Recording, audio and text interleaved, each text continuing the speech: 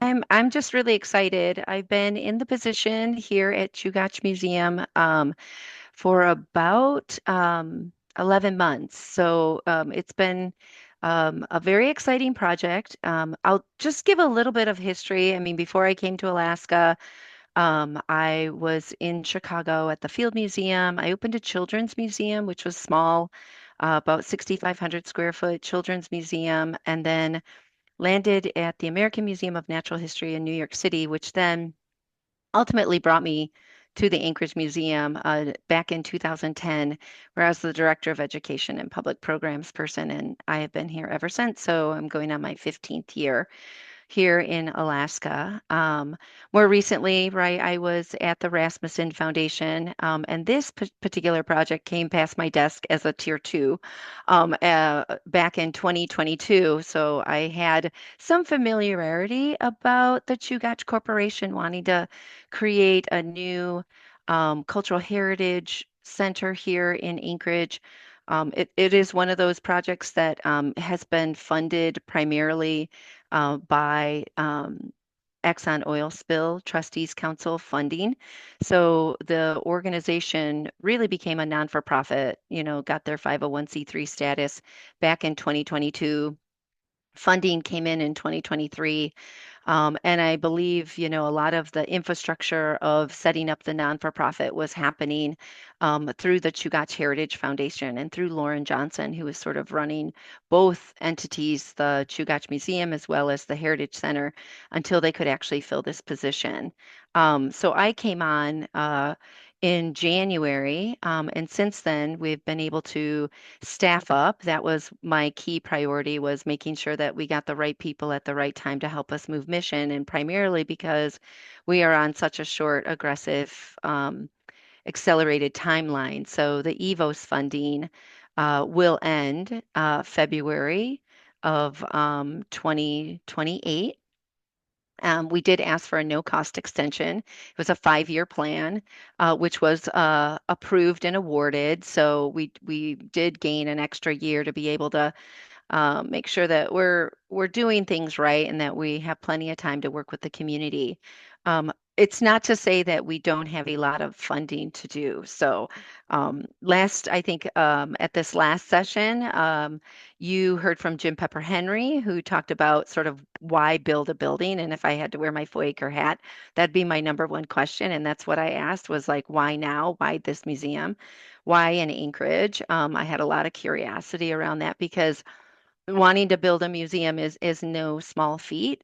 They're big, they're expensive, and they're hard to maintain, right? So all of those things said, part of what we wanted to do was make sure that I wanted to kind of set the stage that this has been um, really been percolating with the Chugach Corporation for a very long time. Before my time, right, I didn't even know that they had attempted to build a museum in Seward. About 10 years ago. So I think this idea has always been in existence, and for whatever reason, there were numerous issues of why that wasn't successful, why it didn't last. I don't really know. I'm sort of coming in with sort of a different perspective of like the village and the city concept, which was um, a bigger idea around incubating this idea of bringing rural Alaska into Anchorage, which is really a hub and spoke model for rural Alaska, but also within the region. So village in the city is a bigger concept. There's a whole nother team in our Chugach Tribal Services that are sort of leading the other three components. In addition to, I'm on that collaborative team on the museum side. But if you look at this sort of rendering that our architects have done, which we are working with KPB architects here in Anchorage, Chugach owns 4.4 acres right in Midtown, right on 36th and Old Seward. And you can see we also butt up against 34th Street.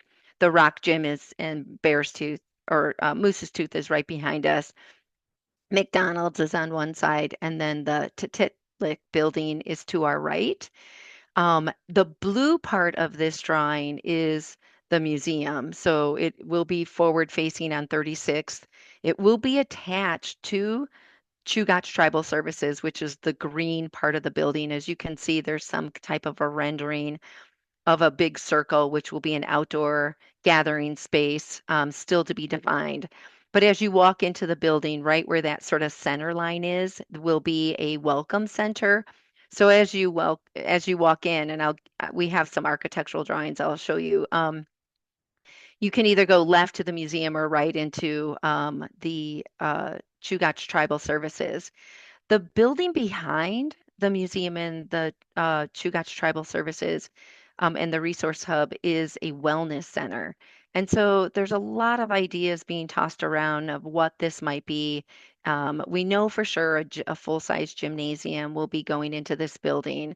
One of the ideas that we keep percolating around is an indoor playground. That would be year round, in addition to potentially an early childhood center because adjacently across on the campus are these two yellow buildings, which are housing. So each one of those units is 32 units that will be very similar to what the Chugach Corporation built in Valdez, which is Naswick, which is a multi-use facility, hotel, extended stay, low-income rentals, more like transitional housing for workforce development in Valdez. And so I think they're thinking about using this model in this way as well. So on this 4 acres, we're not in isolation of these other pieces within Village of the City, and we'll be very collaborative, and we're trying to figure out what that actually looks like. Phase one, though, is our priority, which is the museum because of the EVOS funding, as well as the Chugach Tribal Services, which will be really geared towards shareholders and descendant resources, kind of like a 2-1-1. So it's very exciting. And I may just stop there. That was a lot of information about Village in the City. So I'm open to taking questions also throughout the presentation. I don't have a very, you know, large slide deck, mainly because I want it to be a conversation. So is your museum and the blue and the green are going to be built first, and then there'll be construction for the rest of it while you're open? Yes, yes. And that's one of the other things we're having conversations is how do we do that safely? And also, in what phases, and how quickly can we get the other funding rate, raised for the other buildings. But yeah, that is honestly a concern of mine is just being around a construction site. Maybe it can be housed off, right, with fencing. So And sorry, this is Teal. Somebody came in when you were just talking about what the red part of the building was. Do you mind just telling me again what that part is? yeah, so the back of the building, the red building is going to be sort of a wellness center. Okay. And within that wellness center, yeah, they're thinking about a full-size gymnasium. Potentially, again, if we're thinking about village in the city, a lot of playgrounds, especially up north, are inside. And we do feel like that would be a unique draw here in Anchorage, for families to be able to have year-round a year-round Okay. playground. All right. Thank you. Yeah.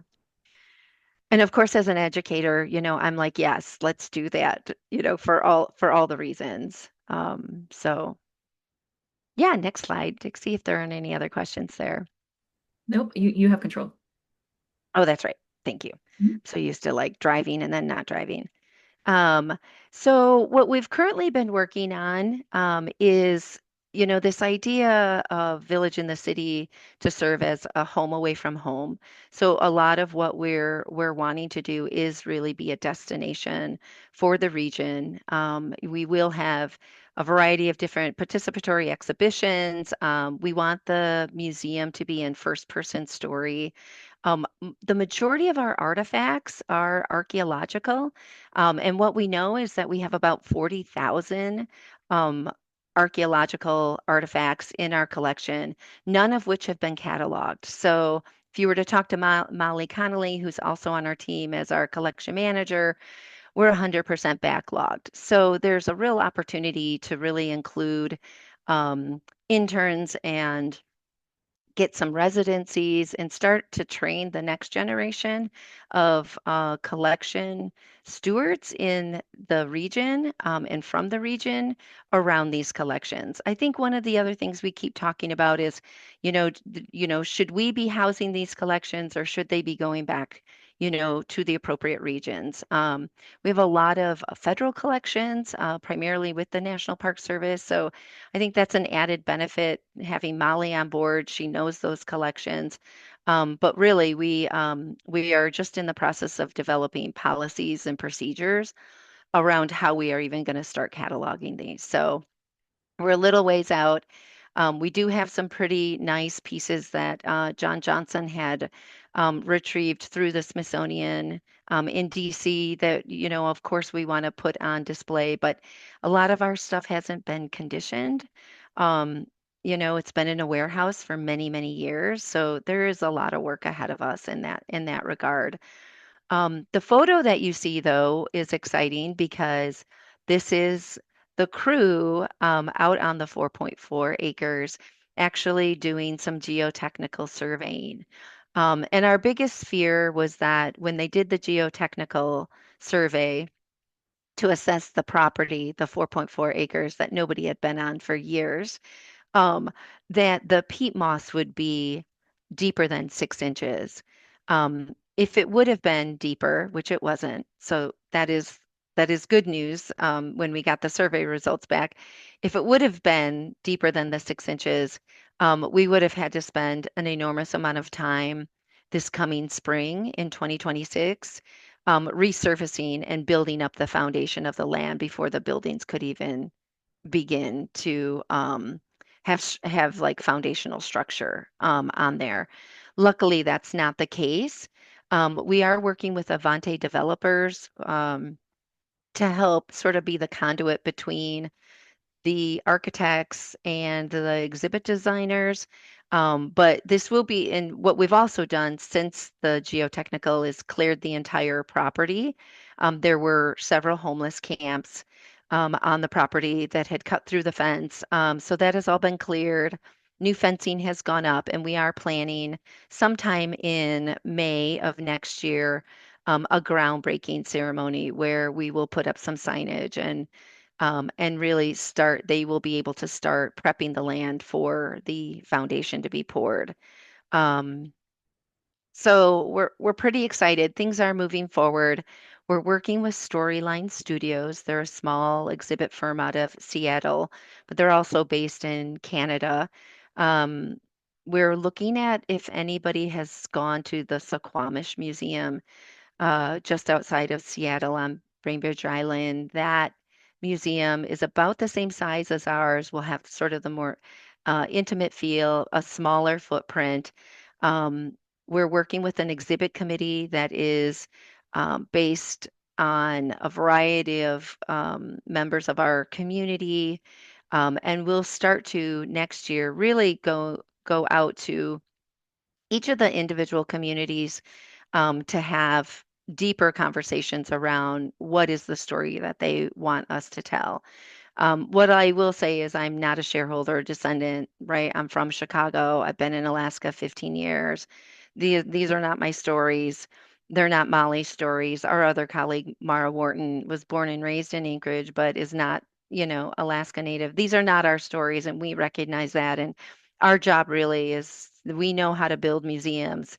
Like we've been doing this work for a long time, and it's our job to just make sure that we bring as many people to the table within our region to help us tell this story.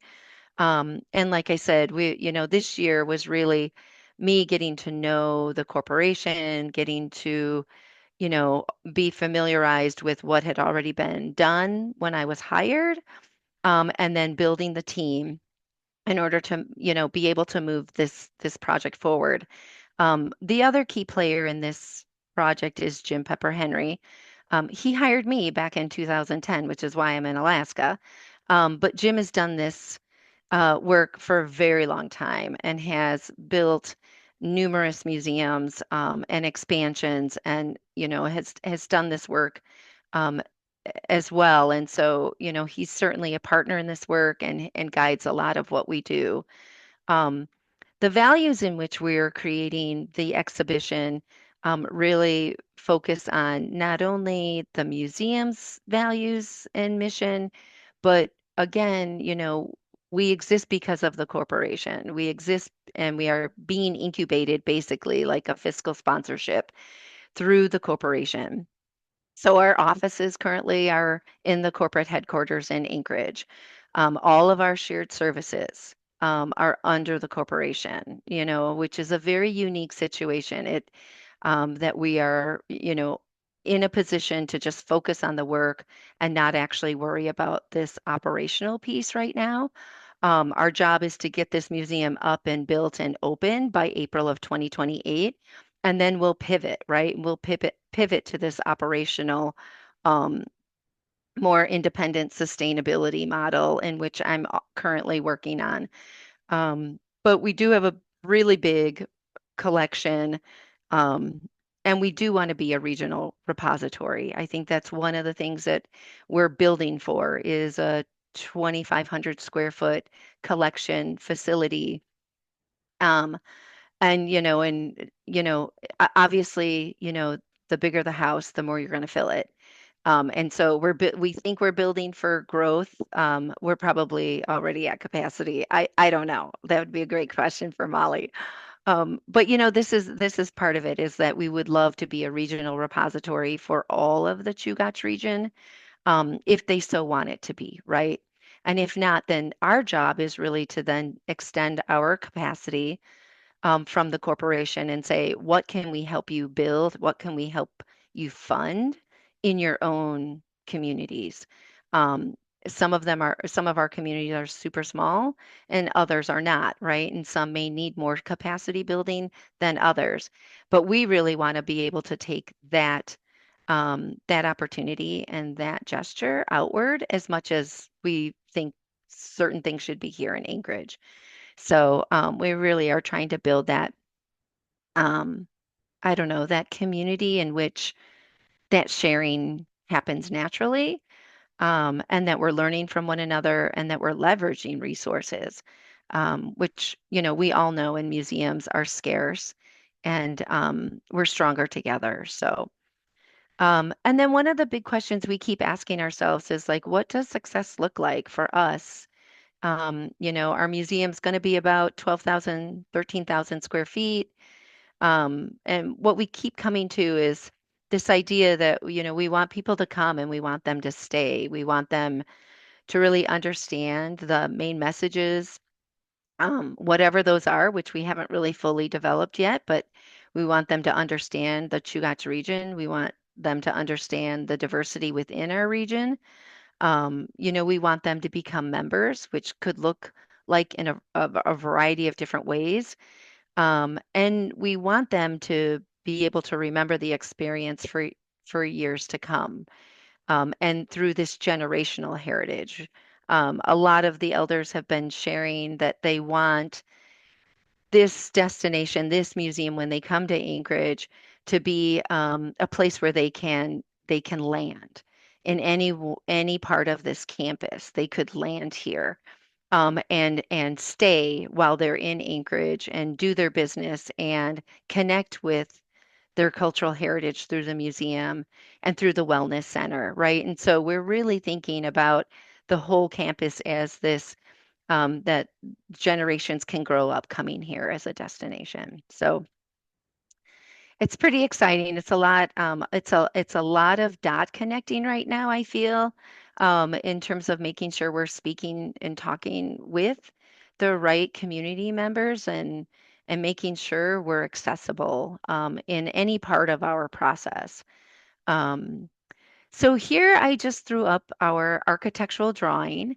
So you can see that it will be 2 stories. So this here is the main floor of the museum. On this other side, which I have cut out, is the resource center, primarily because um, I just want us to focus on this piece of it. I don't know too much about the other pieces of Village in the City, and those are getting developed, and I don't want to jump the gun too much.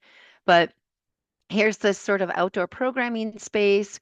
Here's this 2,500 square foot welcome temporary exhibition space, which I actually am hoping becomes our regional rotating gallery where any one of our communities could design, curate, and facilitate a variety of programming and temporary exhibitions here in this space. Um, you will walk into the building, into the museum on this side. Here is the 5,000 square foot permanent exhibition. All along the first floor will be collection storage. So pretty much the entire floor will be collection storage with the exception of a wet classroom and then a regular classroom for teaching and research and wellness. You can also see that, there is space down here for community members to come in for sacred objects and or for healing purposes. So we are building that into the permanent floor. And then as you can see on the second level, it's primarily classroom space and administration and a lot of the mechanical for the building itself. So it's a pretty straightforward facility. As you can see, we are right on this like dividing line. So, there wasn't a lot of room for, there won't be room for expansion. So this temporary exhibition space is going to be pretty critical for us to keep um, moving and have organic. However, the permanent exhibition, we're sort of building, you know, for the next decade, right? We probably won't do any updates to that space anytime soon. So what I want to show you is what we've been working on with the exhibition committee. Um, and this really, has been kind of the most challenging is getting, our 18-person exhibit committee to build consensus around sort of these four themes, which we have been able to do over the last 6 to 8 months that we've been meeting. But what we have figured out is that everybody agrees on these four themes. That one, within the Chugach region, we are coastal people. We are resilient, we are stewards of our own resources, and that we live our culture. Those were the four top things that kept surfacing in any one of the committee meetings, and that this is where we're starting from. So this is as far as we've gotten. Is that everybody kind of agreed on this. This last summer, we spent some time at Chugach Spirit Camp. This is a photograph. We took the architects, we took the exhibit folks, we took our contractors out there. The entire team went out, and we spent an entire day out at Chugach Spirit Camp, really talking with community members from around the region, but also a lot of youth that were in the culture camp, just trying to again figure out sort of like what is the feel that we want to capture. And what I would say is it was a very long trip. Dixie was with us on that trip. We had to take a bus to Whittier, get on a boat, go 3 hours. We were on Newchick Spirit Camp for about 3 hours, got back on the boat and, got on a bus. It's not an easy place to get to.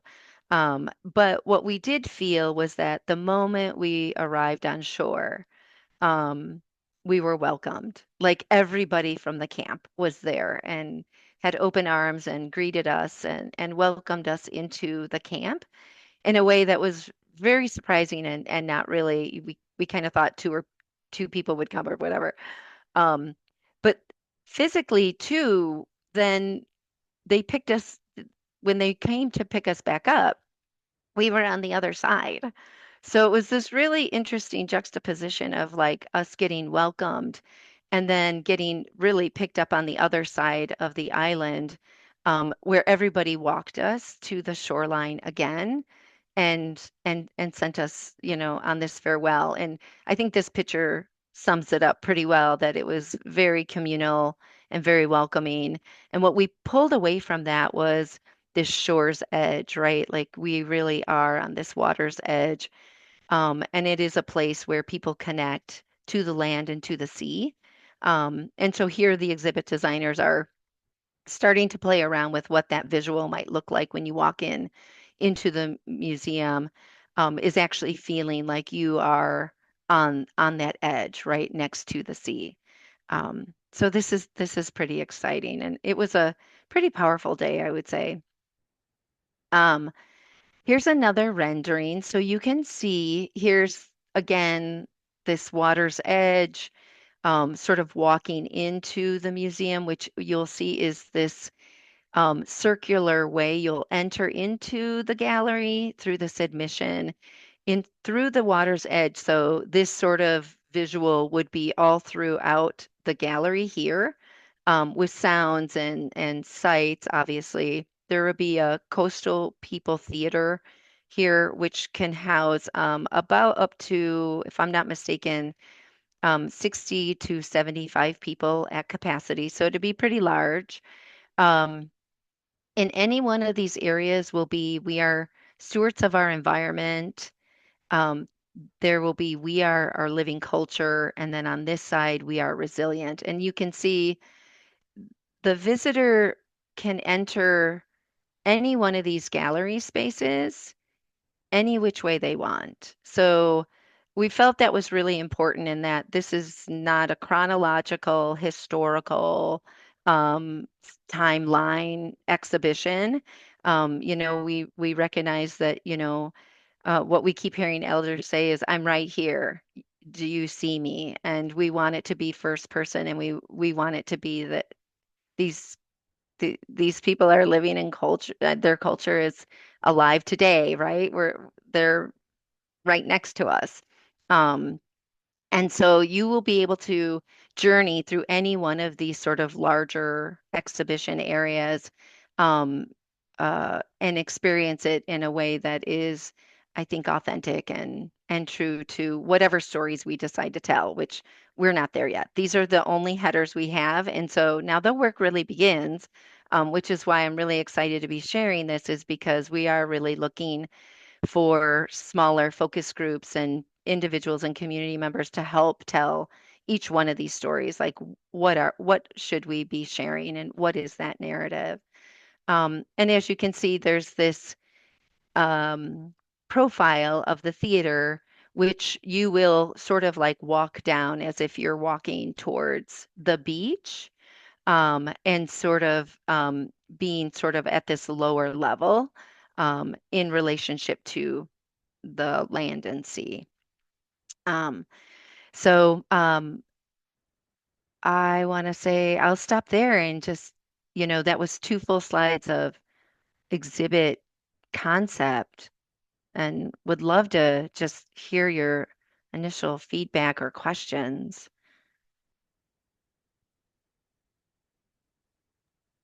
if there are any.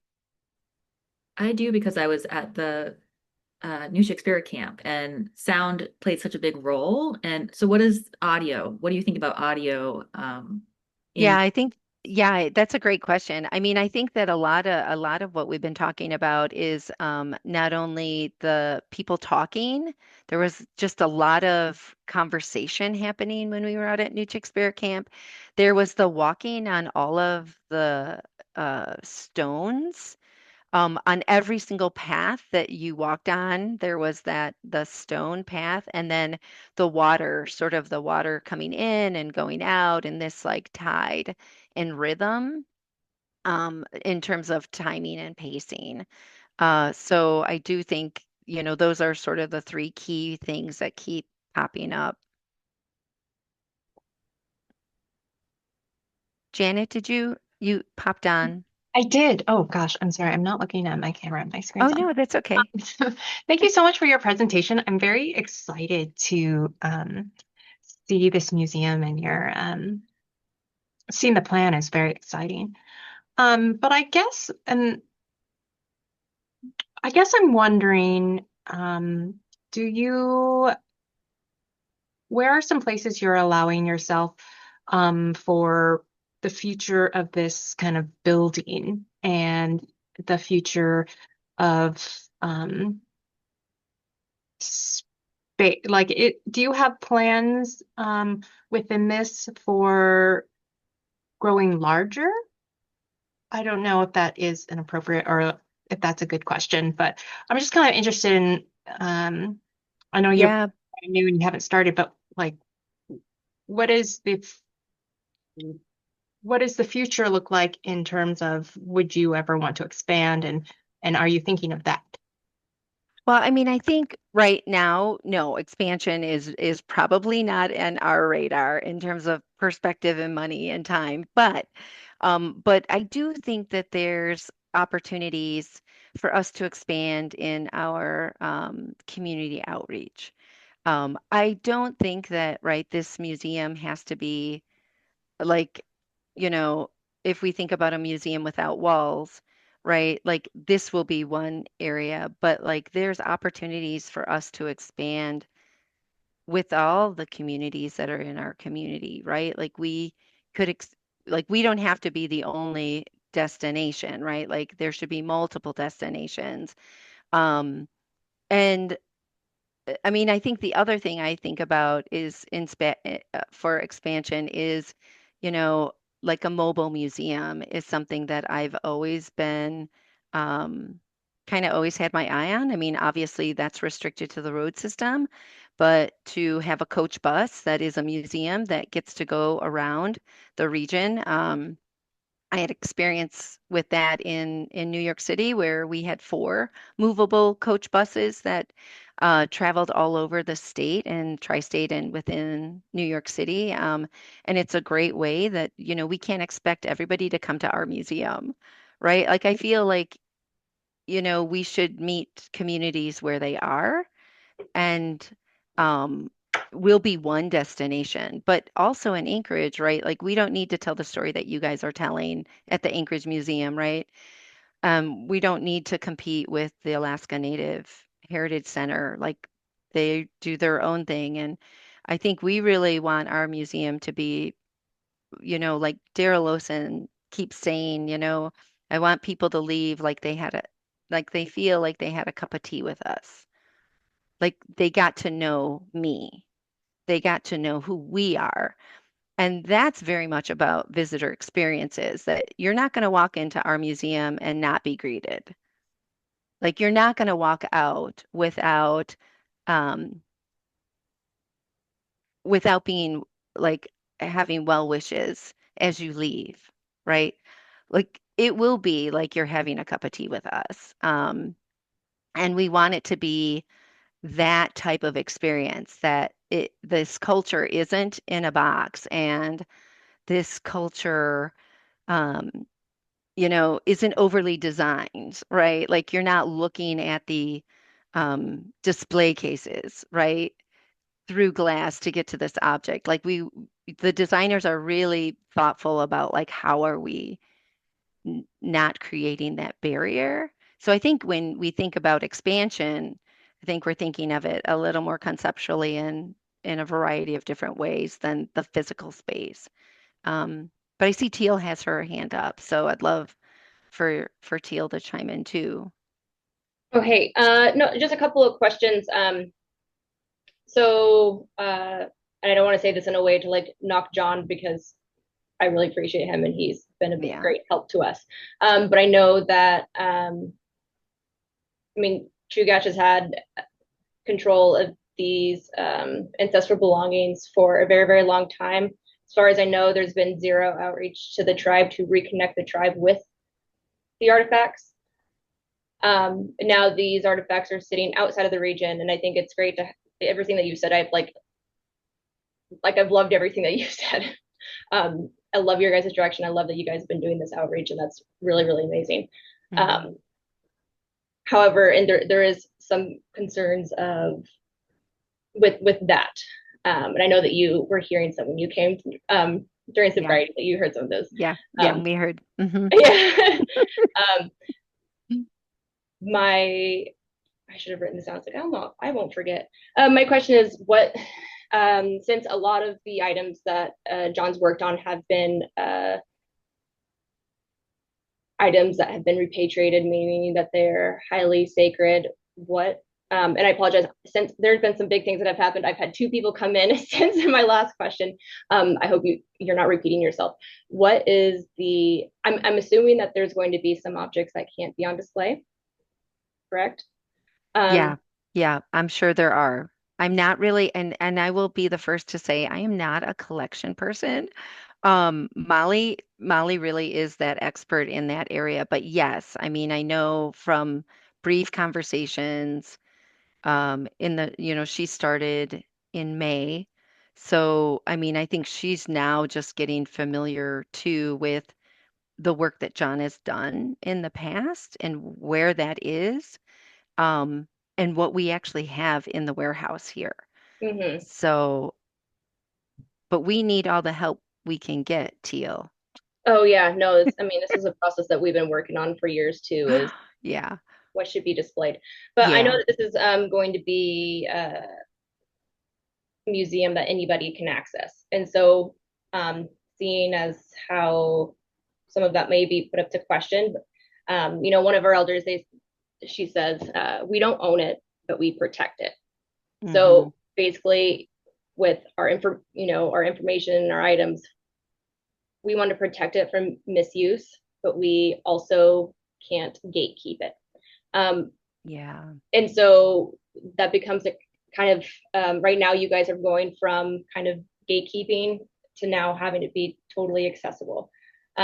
My question and my consideration for something that is such a big process like this is maybe considering having a private room where you do have other items that are fine for our traditional tribal people to go and view and see that are Mm-hmm. on display, but that is closed to the public at Yeah. all other times. But that way they're still there, they're on display and Mm-hmm. get seen, and you don't have to do any extra work in order to like pull them out to be accessible. But that way they are protected from the public, and that information that you gather in this process is protected from the public. Mm-hmm. But that way it's still accessible to our people. Because I do know that there's a lot of sacred information and locations that have been gathered, and Mm-hmm. we don't want to keep that from our people, Right. but Yeah. we also have to find ways to protect it. Mm-hmm. So I, I really encourage, I mean, like what you guys have been doing right now, but finding active ways to reconnect the people with their ancestral objects, because this is what's happened, especially because there's only like our one small town is the only city within our region, within the Chugach region, that is like considered a town. Everywhere else is a village. Yeah. Um, I mean, Valdez, their town, bigger town, city, but not yet not yet a federally recognized tribe. Same thing with Seward. Yep. But Yep. so there's some things that our people don't have access to and have never had access to because these items have been taken. Mm-hmm. The closest place is to Anchorage, and that's not for people who live here. That's not just easily accessible. Yeah. They have not had access to anyways. So that's my spiel, and I think that there with your guys' planning process that you have like you have a good opportunity here to change, and it sounds like you're doing a lot of things really really awesome. Like what I've Yeah. been telling today is like I trust you two ladies and your guys' intentions, but Mm-hmm. there's a lot of history to contend with, Yes. a Yeah. lot of history, Yeah. and it's hard to move beyond that. Yeah. Yeah. No, I appreciate that, Teal. And yeah, and I feel like, you're up, that's one of the reasons why we came down was to connect with community. And I feel like we together can have those conversations, right? We together can be thought partners in how we approach the corporation, right? I mean, the museum, uh, we are our own 501(c)(3). We are our own, organization, even though we are incubated and sort of being stood up by the corporation, we Mhm. do have the autonomy to be independent and to create these pathways. So, and I know on our team, that's what we're talking about. That's what Jim Pepper Henry and I keep talking about. It's the stuff that I think the exhibit developers want to to be able to capture. So, yeah, I think it's possible. Yeah. I Thank you. really do. That's what makes it exciting is that we can create a model, hopefully for other smaller organizations that want to do this work as well and do it well and do it with intent, with the right intentions. Yeah. So, yeah, thank you for that. I really look forward to working with you. Um, I think I only have like, the other thing is geography, as an educator, people just don't really have a good understanding of like the Chugach region. Um, and the 5,000 miles of coastal and how Exxon oil spill impacted this region. And so we really do want, you know, to place people in that welcome center um, with the geography of the region. And that's where I think too, like each one of the regions having, a display and their own first person whatever space or banner or whatever we decide that is really representational of the entire community. And that it feels authentic and it's again, not our voice, but their voice. And then I think the last thing I just wanted to say was, here's the team. I think most of you know Molly Connolly. She's our collection manager. Mara Wharton came on board as our deputy director. I have a long history with Mara. She was at the Foraker Group for many years and then also at the Rasmussen Foundation. Our website is up, although it's a work in progress. It's functional. I wouldn't say it's all that resource heavy yet. But what we did do is create a new survey. So last year's survey was more general and sort of asking people what they wanted to see in the museum. And from a data perspective, I mean, people don't know what they want. It's a big question to ask. And so we currently have revised the survey, which is an exhibit planning survey, which I highly recommend you take. It's our opportunity to make sure that we to as many people and um, just you're all museum professionals as well. It's sort of like where's the gap? What stories are we not telling? How can we work together on this? Like we don't want to do this work in isolation. There's a lot of really smart people who know what this work is about. And so we just encourage you to reach out and have one-on-one conversations with us. We do have a lot of coffee conversations. We can do that virtually or in person. But I think that's it, Dixie. I think that's all I had. And I definitely wanted to, just give everybody an opportunity too to ask any questions. Yeah. Looks like Alexandra has a question. Yes, Goyana, Monica, what an awesome presentation. I'm really excited to look at this survey and what beautiful plans. And I love the honoring of the sea and your community outreach. And I wanted to ask, earlier this summer, I got to visit the Chumash Museum in California. And it was Mm. unlike any other cultural center visit that I had ever been at because one of their young people brought me into the exhibits and said, "Let me show you my favorite exhibits." And then he shared really powerful Chumash songs that went with that because he was a culture bearer for his people. He was so highly educated with his knowledge of the environment and the museum. I was blown away. And I even asked, where did you go to school? And he had learned everything locally because he was raised traditionally. So he carried all that immense knowledge. And it was very inspiring to have a younger person do that. And it gave me so much hope. And I came back really thinking, how can I involve the community more, like different generations, or actually grow the people we need to work in the facilities? Yeah. And so my question, I know with cultural centers and museums, there's so much that goes into it just in the actual facility in our Hmm. communities that are strapped for capacity. But is another entity looking at workforce development or career pathways, or how are you juggling that with your center?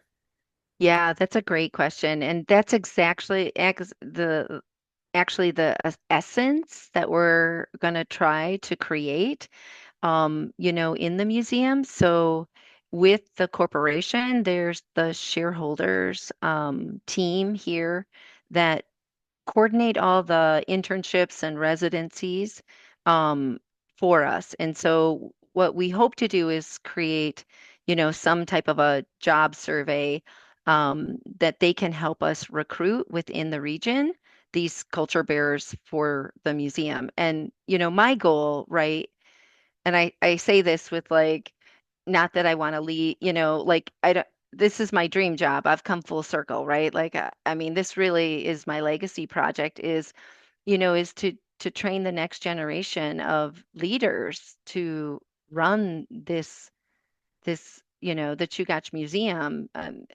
It's not my job, right? Like I'm the right person right now to be able to move the project and to get it stabilized and to get this museum up and running. But really, my job is to make sure that it's positioned well for success for the long term and for future generations and hand it over to a shareholder to run, to lead.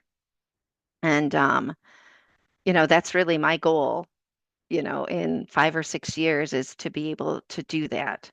Um, and yeah, I feel like it's so important. Like these are not, again, like these are not our stories. They're somebody else's stories. It's their lived experience. So we're working on it. And can you send me that link to that museum?